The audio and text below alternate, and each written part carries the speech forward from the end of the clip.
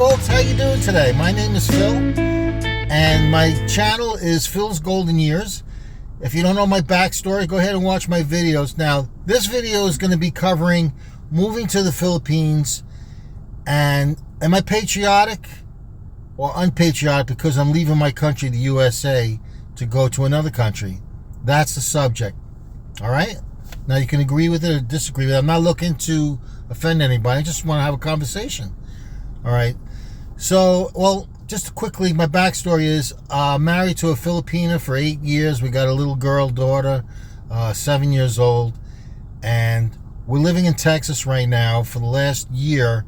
And we've been debating where to move to. And we've decided that in June of next year, we're going to move to the Philippines.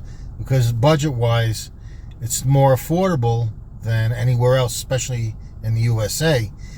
And I'm not being unpatriotic because I'm moving from my country to another country. It's a matter of lifestyle, being happy, you know, less stress, all that. I mean, the USA right now is disenfranchised because there's division. A lot of it's political, and you know, people aren't talking to each other. This is not and it's a lot within the families too. I see a lot of families just broken apart. Don't even want to talk to this person or that person. Now, that's not my situation. I don't talk to a lot of my family members because they're negative and all they do spew is hate and negativity. I don't want to deal with that. Not all my families. I got a brother that's okay and some cousins, but other than that, you know, I'd rather just be by myself, my family, my daughter. I'm a family man now. At 63 years old, I restarted my life.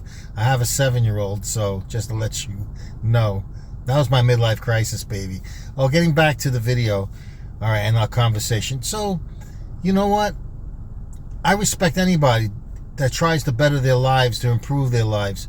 Now, I go through my finances. You have to go through your finances to determine, is it feasible to take what I make in Social Security, and I have a savings account too for emergency backup. Hopefully I don't ever have to use that. That's just for emergency.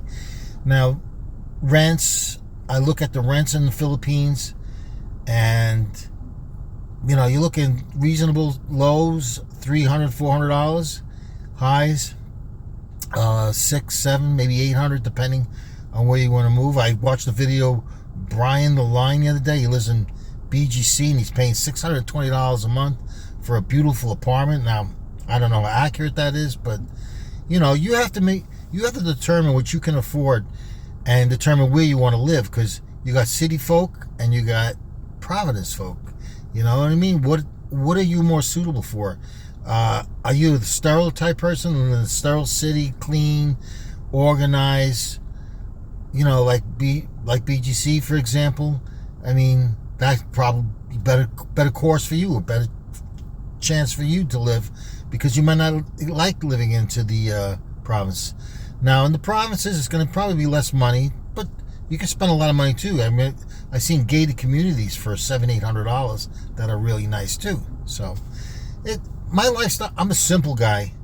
You know what? Give me a clean house, a clean bed, a roof, a kitchen, a TV set so I can watch TV. Wi-Fi is a definite. I have all that. I'm in my glory, okay? That's all I need to have. I'm very, like I said, simple person.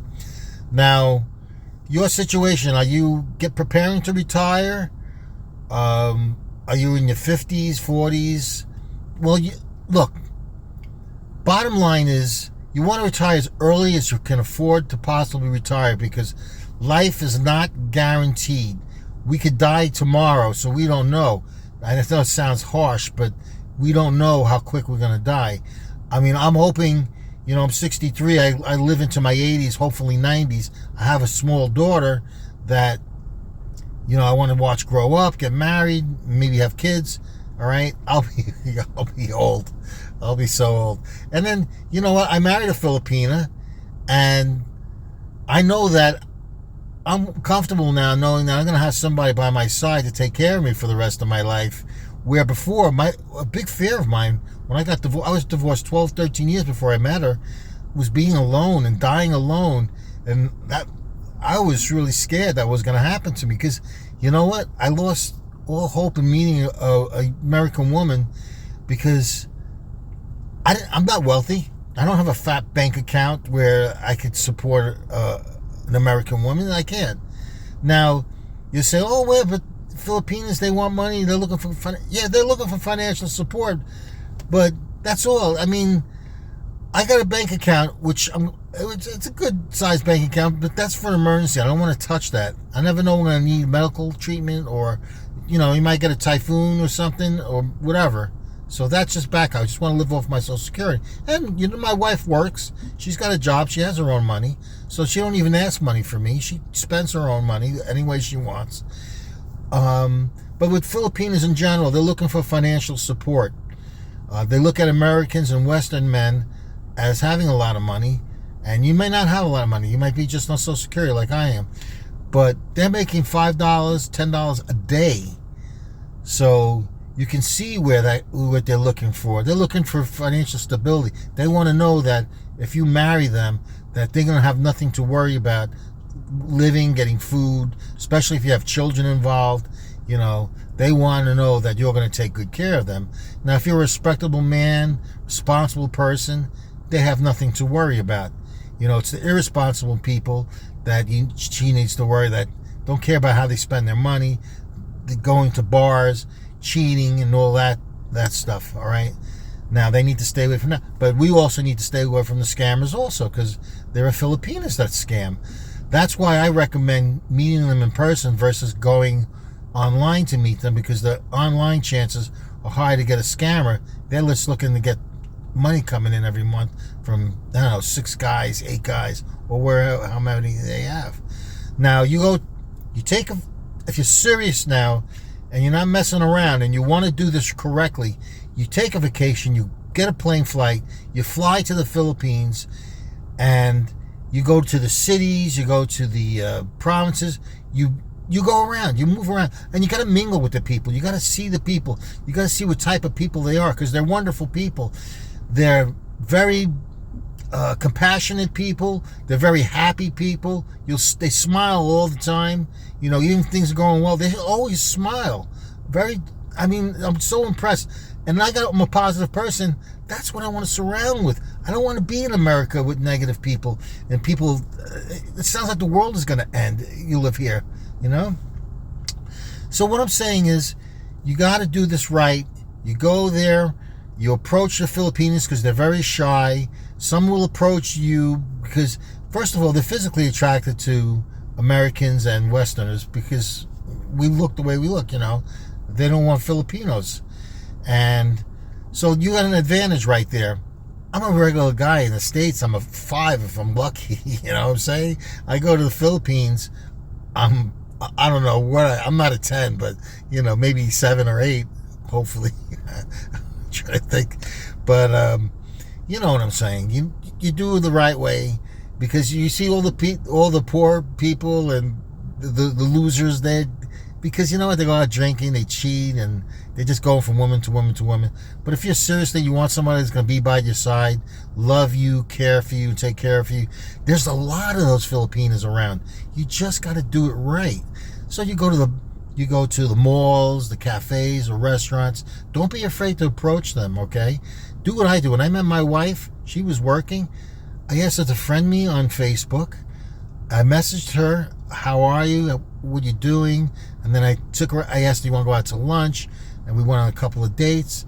And then once I met her, I was like, wow, I can't let this one go. Because I basically gave up about dating before her. And because I didn't know they had women like this, like the traditional type. I mean, these women, they used to be in the States back in the 50s, where the husband worked and they stayed home, took care of the kitchen, the bedroom, the kids, and all that. And boom. But that's gone. That's extinct. You'll never see that ever again. Now, the women, not to offend anybody, but the women in the States went to a different direction. They want to be financially secure. They're career-oriented, looking for good jobs, putting your family life aside, all that kind of stuff. So they're more business-oriented, business-minded, and, there's still some traditional women in the States, but you can't find them. They're still married. They usually get married. They're married 50, 60 years. And the other ones, they get divorced. So we know, what is it, 50% right now? So that's basically it. I mean, and basically, again, I know the topic was being patriotic. Like, you're not being unpatriotic by moving to another country, the Philippines or Thailand or Vietnam. You discover the country you want. Watch the videos. The YouTube videos are definitely educational. You can see the areas you might want to move to by just watching these videos, and you'll learn a lot. You'll learn a lot about retiring, preparing. You'll learn about Filipinas if you want to watch videos on that. And that's really it.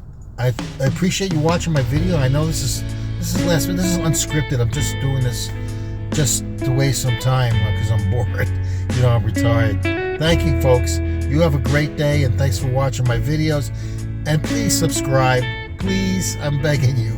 I'm trying to keep this going. It's 4 weeks now, so I'm doing well.